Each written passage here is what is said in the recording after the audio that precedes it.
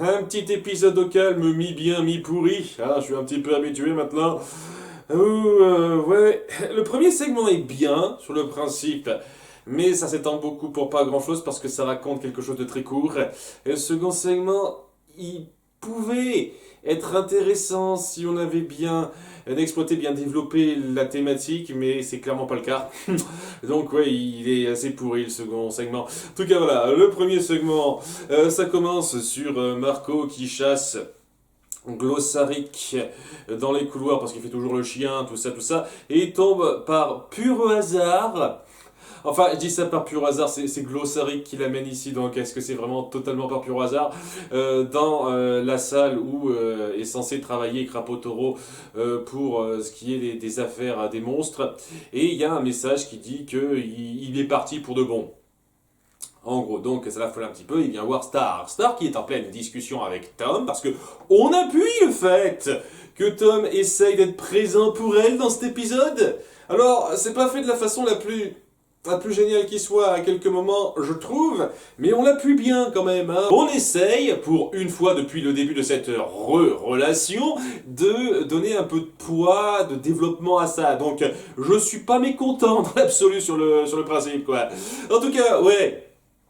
Il y a Star qui se sent un petit peu dépassé par tous ces événements, ce qu'elle vient d'apprendre juste à l'instant avec Eclipsa et donc ses origines, le fait qu'elle n'est pas exactement la princesse de Muni par le sang, et elle se dit qu'elle a personne avec qui en parler. Je peux pas en parler à mes parents, je peux en parler à personne.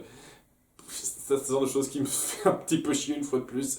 Je sais pas, hein, mais bon, je sais que je me répète bêtement. Il y a quelques personnes qui ont dit en commentaire, mais le fait est que elle est pas attachée à ses parents particulièrement, quoi. Il y a vraiment un mur entre elle et ses parents qui s'est créé. Ils osent pas se parler, ils se comprennent pas. C'est un peu le truc qu'on veut mettre en place. Ok, à ce moment-là, pourquoi avoir fait tout un foin sur la relation entre Moon et Star au début de cette saison? Pourquoi avoir montré Moon se rapprocher particulièrement de Star, ces moments de retrouvailles assez touchants, etc. Pour qu'au bout du compte, ça revienne à la même situation qu'avant? Ça gâche un petit peu le développement de Moon que vous avez instauré au début de cette saison 3, vous m'excuserez. Et là, ça l'appuie un peu plus, quoi. On en a rien à foutre. On en a rien à foutre de la relation entre Moon et Star, au bout du compte. On les fera se rapprocher quand on s'en sentira, et s'il y a besoin de les dérapprocher après pour les besoins de notre délire, eh ben on les dérapprochera. Voilà. Plus ou moins tout, qu'est-ce qu'il y a à dire? Enfin bref, Tom se sent un petit peu vexé parce que là, elle dit qu'elle peut en parler à personne, alors que bon... Eh, je suis son petit copain, là. Tu sais, je suis avec toi, hein. Tu peux me dire tout ce que tu veux, hein. Je suis prêt à t'entendre. Hein. Et elle essaye de se confier un petit peu à lui, mais elle est arrêtée donc par Marco qui entre dans la pièce en disant il y a Crapaud Toro, enfin il y a quelqu'un qui a laissé un message de Crapaud Toro, c'est pas exactement lui, on verra ça un petit peu, comme quoi il partait, et donc ça affole un petit peu Star qui dit oh, il faut qu'on enquête un petit peu, et Tom insiste à ce moment-là auprès de Marco pour que ce soit lui qui l'accompagne et pas Marco. Pour une fois, s'il te plaît, est-ce que tu peux faire en sorte qu'on passe du temps, elle et moi, pour une fois? Et c'est bien, ça aurait été cool que t'aies ce genre de considération avant, mec. Et puis, vous savez, c'est pas parce que Marco traîne avec Star qu'elle peut traîner avec personne d'autre que lui. Vous savez? Ah, elle peut très bien traîner avec Marco et son petit copain en même temps, hein, techniquement parlant.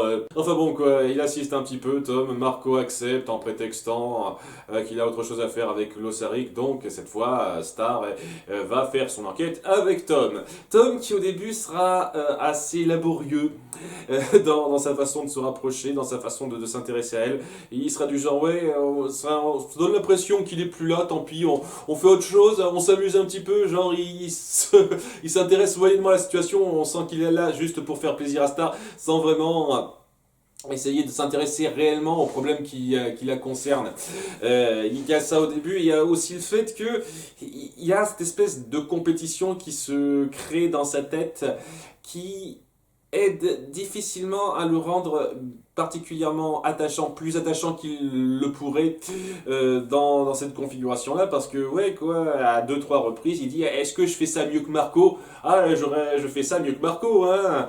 Il a cette espèce de besoin de comparaison. un petit peu malvenu, je trouve, surtout à la fin.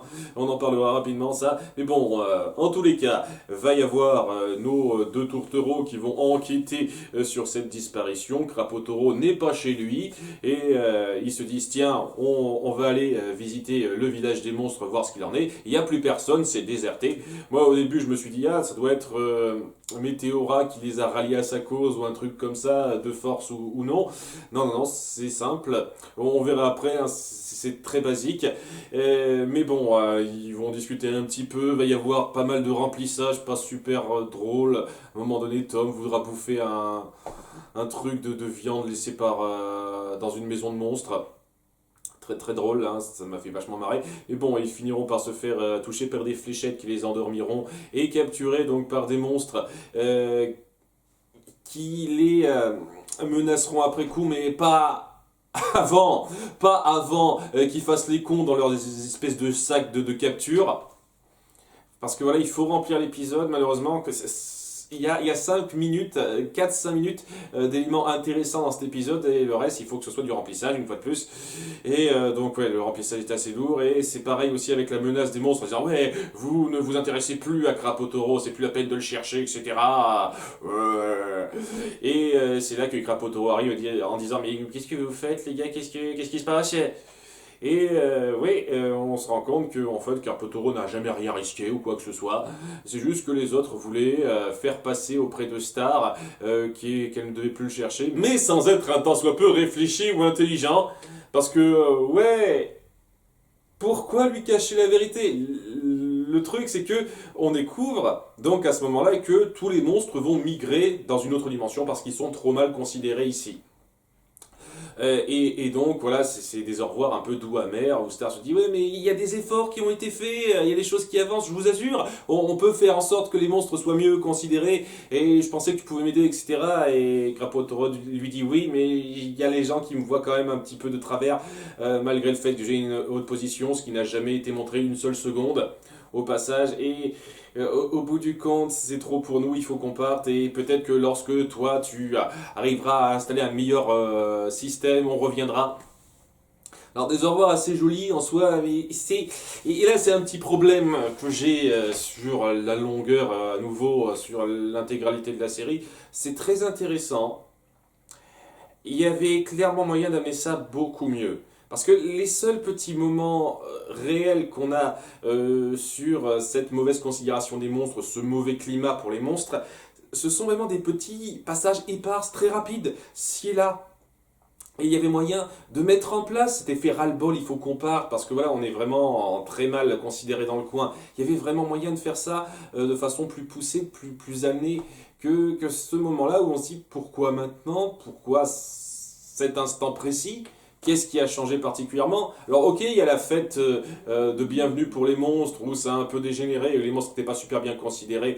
Et donc, à nouveau, ce moment de fin, où les monstres disent à Star qu'ils vont rentrer chez eux dans un moment assez mal à l'aise, où on sent vraiment qu'ils ont du mal à être considérés, je peux comprendre que ça peut être un début de quelque chose, mais voilà, un début de quelque chose. Ça manque de...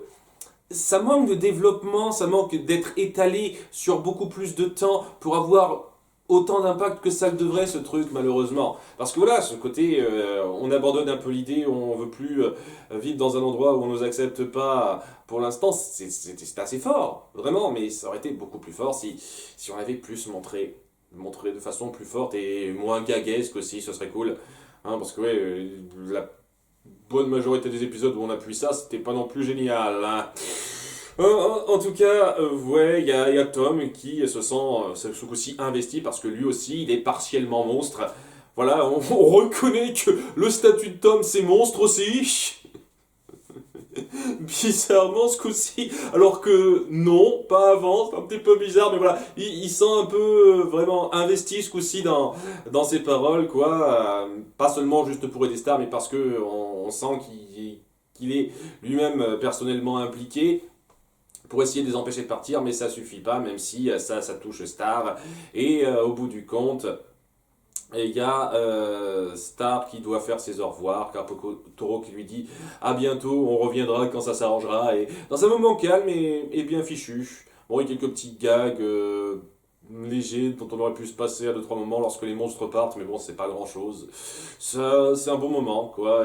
Et à la fin, il y a ce moment où Star se blottit contre les bras de Tom parce que voilà, il y a quelque chose qui est parti, mais elle sait qu'elle peut compter sur lui, c'est très joli. Et c'est légèrement gâché par la toute dernière réplique. Alors, est-ce que je m'en suis mieux sorti que Marco?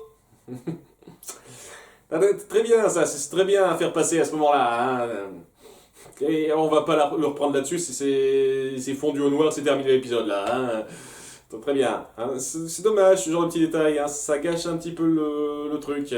C'est le premier épisode où j'ai vraiment de l'intérêt pour Tom dans cette saison 3, donc ça fait plaisir de voir ça. Mais vous auriez pu faire ça un peu mieux, éviter ce genre de petits détails. Mais il y a beaucoup de trucs que vous auriez pu éviter pour faire passer exactement la même chose et ça aurait été plus fort. C'est un peu... malheureusement, ce qui se ressent dans pas mal de séries, cette espèce d'obligation de durée. Qui est plus un frein qu'autre chose au bout du compte, parce que très souvent, soit on doit faire passer beaucoup de choses trop rapidement, dans certaines séries, clairement pas ici, soit on fait passer peu de choses sur une durée trop longue. Et donc, quand c'est le cas, comme dans cet épisode et dans pas mal, eh ben ouais, on est obligé de remplir ça, parce que voilà, ça ne tient pas 10 minutes sinon. C'est le problème, c'est le gros problème de ce truc-là, et donc les remplissages, les gags, etc., c'est assez médiocre. C'est pas le pire qui soit, mais ça gâche un petit peu le tout. Ce qui fait que cet épisode est pas mal. Il aurait pu être bien, mais il est quand même pas mal malgré tout, parce que j'apprécie les moments calmes d'au revoir, et le rapprochement Tom et Star, qui aurait pu être un tout petit peu mieux, mais qui reste quand même sympathique. Alors le second segment, ça va pas être aussi sympa, puisque y a Marco et Star qui ont été invités à une baby shower par ses parents, hein, sachant que Marco a pas fait gaffe. Genre, il reçoit une lettre de ses parents, il lit même pas la lettre. On nous a invités à une fête, je viens. J'ai pas le temps de lire ça, je suis ton écuyer, t'as pas le temps de lire ça, c'est quoi ton délire? Je croyais que j'étais un petit peu un intellectuel, Marco, quand même. On m'envoie une invitation, je lis même pas. C'est n'importe quoi, c'est juste pour appuyer la surprise de ce qui vient après, parce que la baby shower, bah, c'est parce que sa mère attend un bébé. Ah, je savais pas. Et apparemment, sa mère pouvait pas lui envoyer de courrier avant. En fait, comment elle a réussi à lui envoyer un courrier techniquement, puisque elles ont pas de ciseaux magiques, me semble-t-il. Comment ça peut se faire techniquement, ça? Je sais pas, hein, sans doute qu'il y a des moyens de contourner ça, mais c'est bizarre. Mais bon, quoi, ça appuie que Marco n'en a jamais eu rien à foutre d'aller voir ses parents durant toute cette période-là. Ce qui est compréhensible, dans l'absolu, bien entendu, hein, lorsqu'on vole de ses propres ailes, lorsqu'on part sur quelque chose, on pense pas forcément à ses parents en premier. Hein. Je vais pas considérer ça comme un défaut de la série, hein. Je vais pas non plus être de mauvaise foi à ce point-là, mais n'empêche que ça me fait un petit peu bizarre. Je trouve ça un peu fort de café qu'il ait même pas lu la lettre en arrivant, en venant chez ses parents, quoi. Enfin bon, voilà. Il apprend que sa mère est enceinte, et donc il y a une fête pour fêter ça. Et le bébé va s'appeler Marco Junior. Ce qui est complètement con. Ça c'est une tradition américaine que je trouve des plus débiles, personnellement. Non, parce que bon, hein, c'est pas que pour cet épisode-là, ce cas de figure-là, c'est juste ce besoin d'appeler quelqu'un, nom de personne déjà connue de la famille, Junior. Genre, voilà, t'as un modèle à suivre et tu seras toujours en dessous de lui. Même quand t'auras 40 ans, tu t'appelleras toujours Marco Junior. Tu seras toujours inférieur à ton grand frère. Quoi que tu fasses, t'auras le suffixe Junior à côté. C'est complètement con. Je trouve ça stupide, quoi. N'importe quel parent qui a appelé son enfant machin junior, quel que soit machin, ce sont des connards. C'est un truc de connard, hein, pour moi. Donc, petite parenthèse à la con, mais c'est juste pour appuyer que ses parents sont toujours des loufoques, pas super réfléchis. Vraiment, les parents de Marco sont sans intérêt à nouveau. Ils prennent tout au positif, sans trop réfléchir, surtout le père, qui est vraiment ultra neuneux dans cet épisode.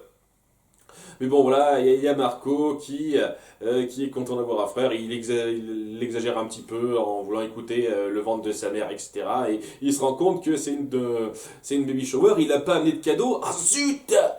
Oh mon Dieu, mais qu'est-ce que je vais faire? Et puis il y a Star qui lui dit, tiens, on peut en profiter pour s'éclipser un petit moment et aller leur chercher un cadeau. Hein, ce que Marco fait en prétextant une excuse stupide qui passe parce que à nouveau son père est stupide. Donc c'est à nouveau très drôle ça. Et ils vont à Quest Shop. Pourquoi vous allez encore à ce putain d'endroit? Merde!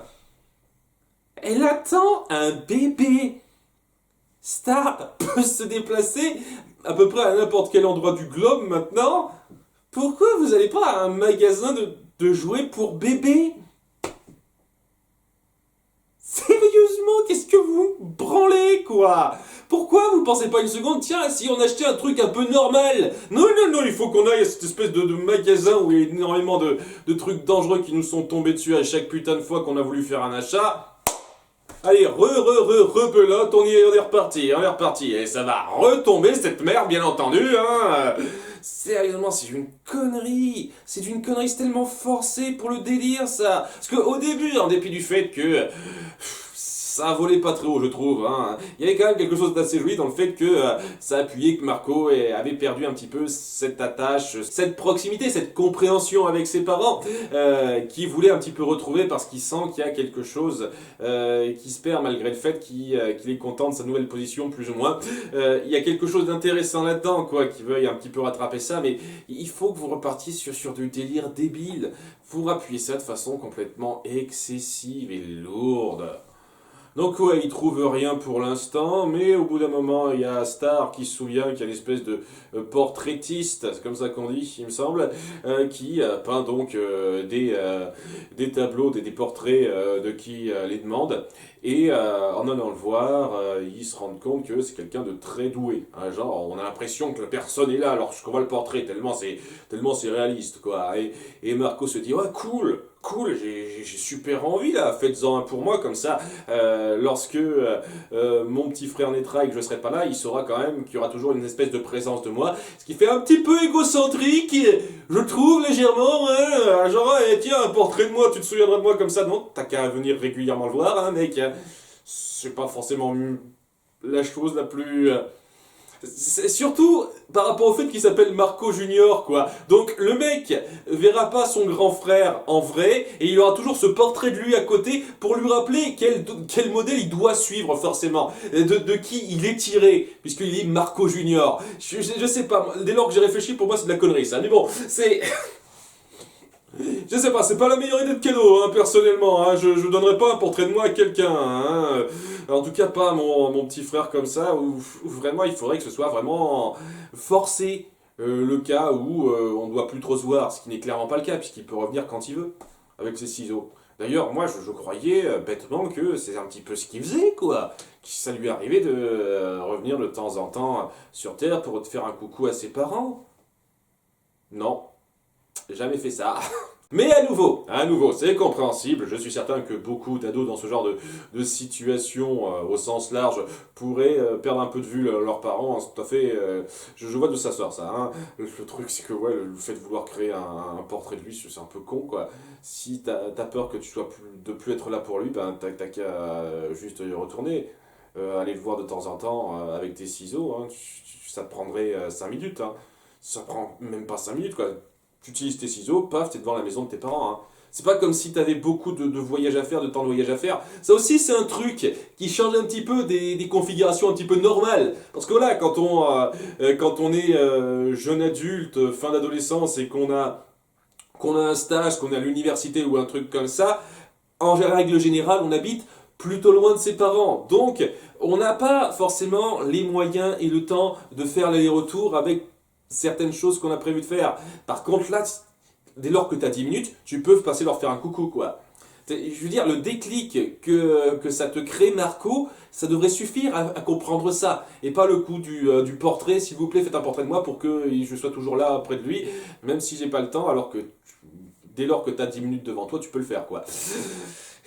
vous m'excuserez, hein, c'est un petit peu gênant ça pour moi. C'est pour ça que j'insiste. En tout cas, voilà, quoi, ce portrait triste est assez particulier parce qu'il a besoin vraiment de connaître à fond une personne, quoi, de l'étudier pendant genre 2 semaines pour bien le discerner, le cerner, etc. Et comme ça, lorsqu'il le peint, on a vraiment cette impression que c'est lui, quoi. Et il n'a pas tout ce temps, Marco, hein.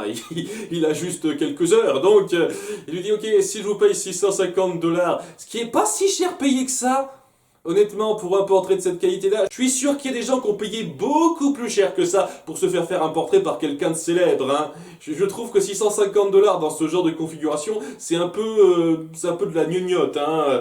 Mais bon, hein, je suis pas spécialiste, hein. Peut-être que le monde de l'art est en déclin super profond et 650 $ c'est super cher maintenant pour les gens qui sont chargés de ça. En tout cas, ouais, hein, il accepte de faire ça en méthode rapide, mais la méthode rapide est quand même assez longue puisqu'il faut remplir un formulaire typique avec 200 questions sur ce qu'est la personne en posant des tonnes de questions sur ce qu'il préfère, ci ou ça, comment vous préférez vos chaussettes, ce genre de conneries. Enfin, des tonnes de questions à la con qui sont censées déterminer sa personnalité au bout du compte. Ce qui est un petit peu con pour moi, mais passons, hein, on aurait pu faire largement pire. Et étant donné que Marco n'a pas le temps, il répond totalement au pif. Et étant donné qu'il fait ça et que son portrait se fait juste après, et ben on se rend compte qu'il y a un truc magique dedans, parce que bien entendu, hein, Quest Shop, évidemment, qu'il y a un truc magique derrière ça. Et ouais, là, la feuille, le questionnaire de réponse, il mélange un petit peu l'encre de ce questionnaire à son tableau, et c'est ça qui finit de forger un petit peu le portrait de Marco. Voilà, et on se rend compte un peu plus tard, parce que Marco n'a pas pensé à regarder son portrait à ce moment-là. Il a attendu de le montrer à ses parents pour le regarder son tableau, et ben il montre ce tableau à ses parents et c'est tout déformé comme un vieux tableau de Picasso dans le genre expressionniste. Je suis pas un spécialiste, ça se trouve je dis des conneries. Et donc ouais, ça lui rend pas super justice. Visuellement c'est pas très bien fait et Marco ça l'embête un petit peu parce qu'il voulait vraiment avoir ce portrait pour son petit frère à venir et il l'a pas. Seulement il y a un petit problème, c'est magique une fois de plus. Et donc ce portrait finit par déteindre sur lui.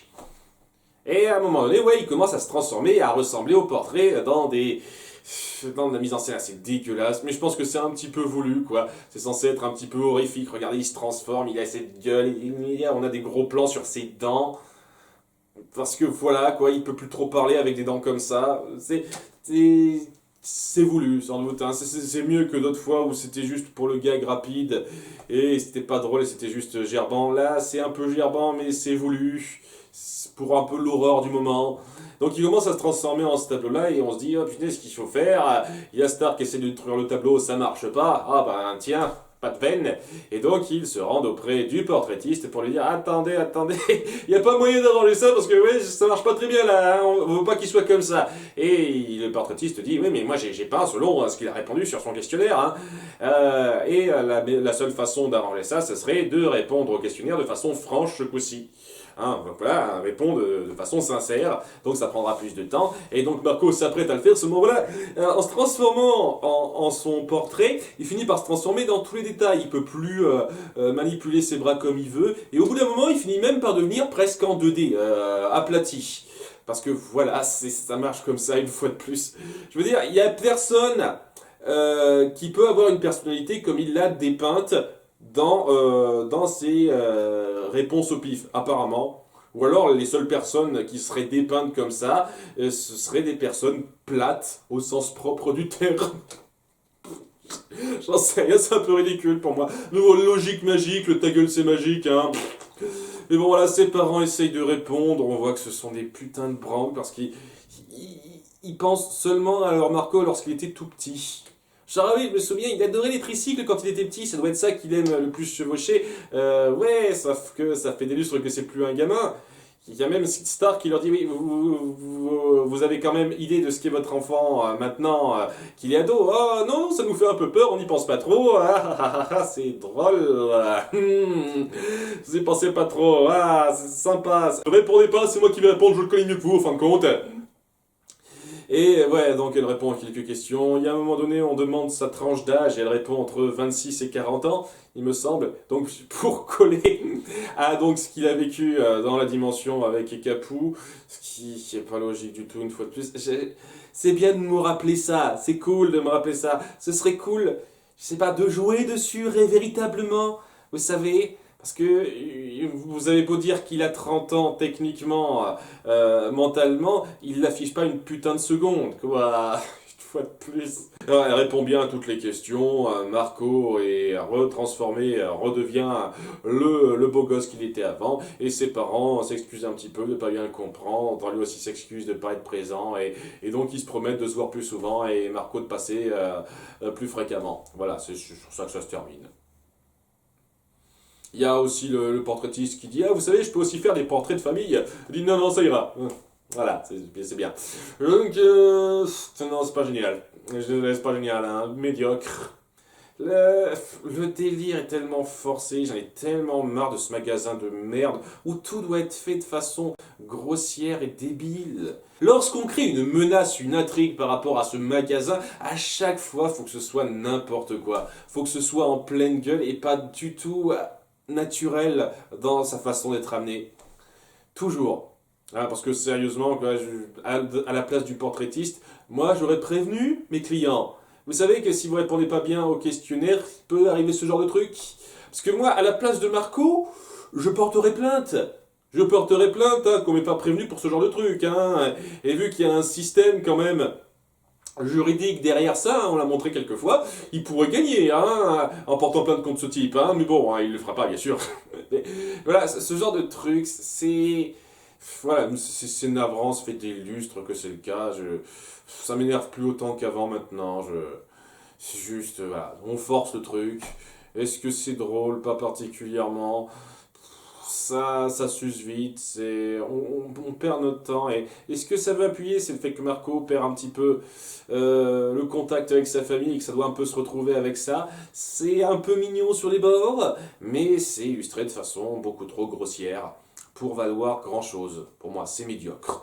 Mais bon, c'est compensé par le premier segment, qui était pas mal. Donc globalement, ça allait, c'était correct, dira-t-on. Ça aurait pu être mieux une fois de plus, mais bon, c'est quand même mieux qu'une partie des épisodes que j'ai eu dernièrement, je trouve. Ce qui est déjà pas si mal. Ça m'a pas énervé, ça m'a pas gonflé. Déjà, c'est une amélioration en pas mal d'épisodes, je trouve. On verra un peu par la suite ce qu'il en est. À bientôt pour l'épisode 18. Bye!